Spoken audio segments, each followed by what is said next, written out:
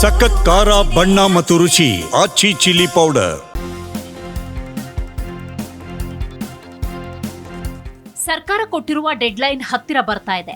ನಿಮ್ಮ high security number plate, HSRP, ಆದಾಯ ತೆರಿಗೆ return, ITR, PAN, Aadhaar link ಈ ವಿಷಯದಲ್ಲಿ ಎಚ್ಚರ ತಪ್ಪಿದ್ರೆ ಭಾರಿ ದಂಡ ಕಟ್ಟಬೇಕಾಗುತ್ತೆ. ಹೌದು, ವರ್ಷದ ಕೊನೆ ಅಂದ್ರೆ ಎಲ್ಲರಿಗೂ ಇಯರ್ ಎಂಡ್ ಸೆಲೆಬ್ರೇಷನ್, ಹೊಸ ವರ್ಷದ ಸ್ವಾಗತದ ಸಂಭ್ರಮ. ಆದ್ರೆ ಈ ಮೋಜು ಮಸ್ತಿಯಲ್ಲೇ ನೀವು ಕಾಲ ಕಳೆದ್ರೆ, ನೀವು ಮಾಡಬೇಕಾದ ಕೆಲಸವನ್ನ ನೆಗ್ಲೆಕ್ಟ್ ಮಾಡಿದ್ರೆ ನಿಮ್ಮ ಹೊಸ ವರ್ಷ ದಂಡ ಕಟ್ಟೋದ್ರಲ್ಲೇ ಶುರುವಾಗಬಹುದು. ಸರ್ಕಾರ ಕೊಟ್ಟಿರುವ ಡೆಡ್ಲೈನ್ ಹತ್ತಿರ ಬರ್ತಾ ಇದೆ. ನಿಮ್ಮ high security number plate, HSRP, ಆದಾಯ ತೆರಿಗೆ return, ITR, PAN, Aadhaar link ವಿಷಯದಲ್ಲಿ ಎಚ್ಚರ ತಪ್ಪಿದ್ರೆ ಭಾರಿ ದಂಡ ಗ್ಯಾರಂಟಿ. HSRP ನಂಬರ್ ಪ್ಲೇಟ್ ಹಾಕಿಸಿಲ್ಲ ಅಂದ್ರೆ 10,000 ರೆಡಿ ಇಟ್ಕೊಳ್ಳಿ. ನಿಮ್ಮ ಗಾಡಿಗೆ ಇನ್ನೂ ಹೊಸ ಹೈ ಸೆಕ್ಯೂರಿಟಿ ನಂಬರ್ ಪ್ಲೇಟ್ ಹಾಕಿಸಿಲ್ಲ ಅಂದ್ರೆ ಸರ್ಕಾರ ಈಗ ಡಿಸೆಂಬರ್ 31ರವರೆಗೆ ಸಮಯ ಕೊಟ್ಟಿದೆ. ಅಷ್ಟರೊಳಗೆ ಈ ಕೆಲಸ ಮುಗಿಸಿಲ್ಲ ಅಂದ್ರೆ ಬರೋಬ್ಬರಿ 10,000 ರೂಪಾಯಿ ದಂಡ ಕಟ್ಟಬೇಕಾಗತ್ತೆ. ಒಂದು ವೇಳೆ ನೀವು ಆಲ್ರೆಡಿ ಅಪ್ಲೈ ಮಾಡಿ ಇನ್ನೂ ಪ್ಲೇಟ್ ಸಿಕ್ಕಿಲ್ಲ ಅಂದ್ರೂ 1,000 ರೂಪಾಯಿ ದಂಡ ಬೀಳೋ ಚಾನ್ಸ್ ಇದೆ. ಸೊ ಡಿಸೆಂಬರ್ 31ರ ಒಳಗೆ ಈ ಕೆಲಸ ಮುಗಿಸಿಕೊಳ್ಳುವುದು ಅತ್ಯುತ್ತಮ. ಇನ್ನು ಕೊನೆಯ ಚಾನ್ಸ್ 2024-25ನೇ ಸಾಲಿನ ಆದಾಯ ತೆರಿಗೆ ರಿಟರ್ನ್ ಅಥವಾ ITR ಇನ್ನೂ ತುಂಬಿಲ್ವಾ? ಡಿಸೆಂಬರ್ 31, 2025ರವರೆಗೆ ಸಮಯ ಇದೆ. ಆದರೆ ಇದೇ ಕೊನೆಯ ಅವಕಾಶ ಅನ್ನೋದನ್ನ ಮರೆಯುವಂತಿಲ್ಲ. ಈ ದಿನಾಂಕ ಮಿಸ್ ಮಾಡಿದ್ರೆ ಲೇಟ್ ಫೀಸ್ ಜೊತೆಗೆ ಬಡ್ಡಿ ಕೂಡ ಕಟ್ಟಬೇಕಾಗತ್ತೆ. ಹಾಗಾಗಿ ಇವತ್ತೇ ಆಡಿಟರ್ ಹತ್ರ ಮಾತನಾಡಿ ITR ಫೈಲ್ ಮಾಡೋದು ಅತ್ಯುತ್ತಮ. ಇನ್ನು ITR ಬಗ್ಗೆ ಸಣ್ಣ ಮಾಹಿತಿಯನ್ನ ನಿಮಗೆ ನೀಡುವುದಾದ್ರೆ, ಆದಾಯ ತೆರಿಗೆ ರಿಟರ್ನ್ ಅನ್ನೋದು ಒಬ್ಬ ವ್ಯಕ್ತಿಯು ಆ ವರ್ಷದಲ್ಲಿ ತಮ್ಮ ಆದಾಯ ಮತ್ತು ಪಾವತಿಸಬೇಕಾದ ತೆರಿಗೆಗಳ ಬಗ್ಗೆ ಮಾಹಿತಿಯನ್ನ ಸಲ್ಲಿಸಲು ಭಾರತದ ಆದಾಯ ತೆರಿಗೆ ಇಲಾಖೆಗೆ ಸಲ್ಲಿಸುವ ಒಂದು ನಮೂನೆ. ITRನಲ್ಲಿ ಸಲ್ಲಿಸಲಾದ ಮಾಹಿತಿ ಏಪ್ರಿಲ್ 1ರಿಂದ ಮುಂದಿನ ವರ್ಷದ ಮಾರ್ಚ್ 31ರವರೆಗಿನ ನಿರ್ದಿಷ್ಟ ಹಣಕಾಸು ವರ್ಷಕ್ಕೆ ಅನ್ವಯವಾಗಿರುತ್ತೆ.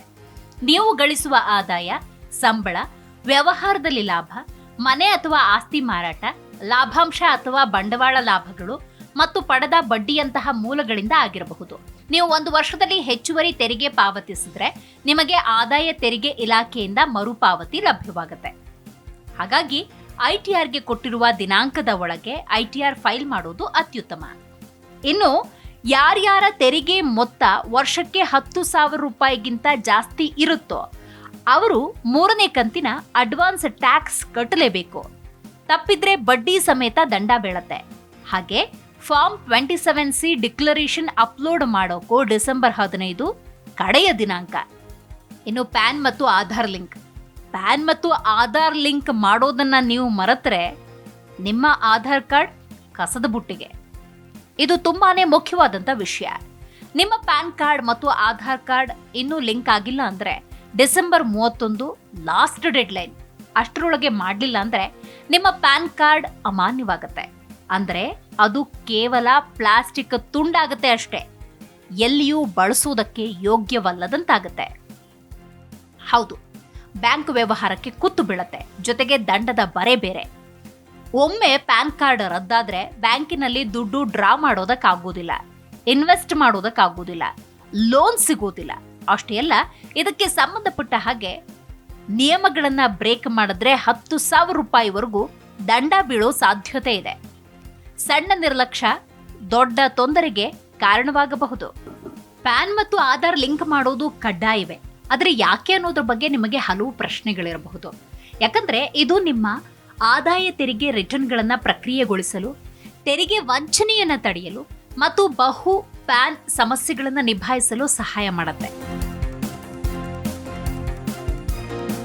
ಹೌದು, ಆದಾಯ ತೆರಿಗೆ ಕಾಯ್ದೆ ಸೆಕ್ಷನ್ 139AA ಪ್ರಕಾರ ಹೊಸ ಪ್ಯಾನ್ ಅರ್ಜಿ ಮತ್ತು ITR ಸಲ್ಲಿಕೆಗೆ ಆಧಾರ್ ನಮೂದಿಸುವುದು ಕಡ್ಡಾಯ. ಇನ್ನು ನಿಮ್ಮ ತೆರಿಗೆ ರಿಟರ್ನ್ಗಳನ್ನು ಯಶಸ್ವಿಯಾಗಿ ಪ್ರಕ್ರಿಯೆಗೊಳಿಸಲು ಇದು ಅಗತ್ಯ. ಗಡುವು ಮುಗಿದ ಮೇಲೆ ಲಿಂಕ್ ಮಾಡದಿದ್ರೆ ಪ್ಯಾನ್ ಕಾರ್ಡ್ ನಿಷ್ಕ್ರಿಯವಾಗುತ್ತೆ. ಒಂದೇ ವ್ಯಕ್ತಿಗೆ ಇರುವ ಬಹು ಪ್ಯಾನ್ಗಳನ್ನು ಪತ್ತೆ ಹಚ್ಚಲು ಮತ್ತು ತೆರಿಗೆ ವಂಚನೆ ತಡೆಯಲು ಪ್ಯಾನ್ ಆಧಾರ್ ಲಿಂಕ್ ಕಡ್ಡಾಯ. ಹೌದು, ನಾಳೆ ಮಾಡೋಣ ಅಂತ ಹೇಳಿ ನಿಮ್ಮ ಕೆಲಸವನ್ನ ಮುಂದೂಡಿದ್ರೆ ನಿಮ್ಮ ಜೇಬಿಗೆ ಕತ್ತರಿ ಬೀಳೋದು ಬಹುತೇಕ ಪಕ್ಕ. ಇದು ಬರೀ ದುಡ್ಡಿನ ವಿಷಯ ಅಲ್ಲ, ನಿಮ್ಮ ಟ್ಯಾಕ್ಸ್ ರೆಕಾರ್ಡ್ಸ್ ಮೇಲೂ ಕೆಟ್ಟ ಪರಿಣಾಮ ಬೀರುತ್ತೆ. ಭವಿಷ್ಯದಲ್ಲಿ ಲೋನ್ ಬೇಕಾದಾಗ ಅಥವಾ ಬೇರೆ ಫಿನಾನ್ಷಿಯಲ್ ಕೆಲಸಗಳಿಗೆ ಇದರಿಂದ ತೊಂದರೆಯಾಗಬಹುದು. ಕ್ಲೀನ್ ರೆಕಾರ್ಡ್ ಮೇಂಟೈನ್ ಮಾಡೋದು ಯಾವಾಗಲೂ ಅತಿ ಒಳ್ಳೆಯ ನಿರ್ಧಾರ.